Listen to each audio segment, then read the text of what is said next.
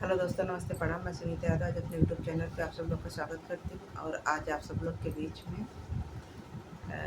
मैं बहुत सुंदर नाच गीत लेके आई। धोबी हुआ नाच गीत है। आप लोग को कैसा लगा कमेंट बॉक्स में जरूर बताना। और आप लोग को आज करके जरूर सुना। आप लोग प्यारा सी बात जरूर देना। आप लोग को कैसा लगा धोबी हुआ नाच गीत। देखा देखा धोबिनिया का चाला गठरिया में दुई लुगरी।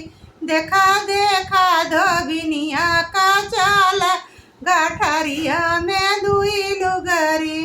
लइके गठरिया धोबिन ससुर लगे गईली। लइके गठरिया धोबिन ससुर लगे गईली। मोरे ससुर काली बेला माई गठरिया में दुई लुगरी। मोरे ससुर काली बेला माई गठरिया में दुई लुगरी। देखा देखा धोबिनिया का चाला गठरिया में दुई लुगरी। देखा देखा धोबिनिया का चाला गठरिया में दुई लुगरी।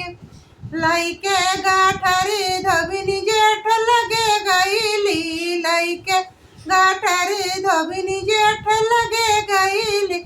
मोरे जेठऊ काली बेला माई गठरिया में दुई लुगरी। मोरे जेठऊ काली बेला माई गठरिया में दुई लुगरी।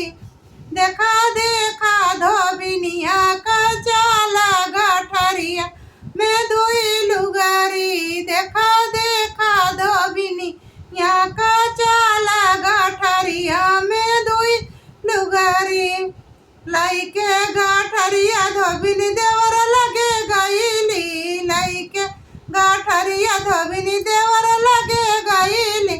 मोरे देवरू काली बेला माई गठरिया में दुई लुगरी। मोरे देवरू काली बेला माई गठरिया में दुई लुगरी। देखा देखा धोबिनिया का चाला गठरिया में दुई लुगरी। देखा देखा धोबिनिया का चाला गठरिया में दुई लुगरी। लइके गठरी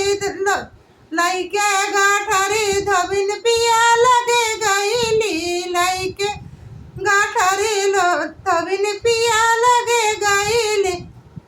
मोरे पियऊ काली बेला माई गठरिया में दुई लुगरी। मोरे पियऊ काली बेला माई गठरिया में दुई लुगरी।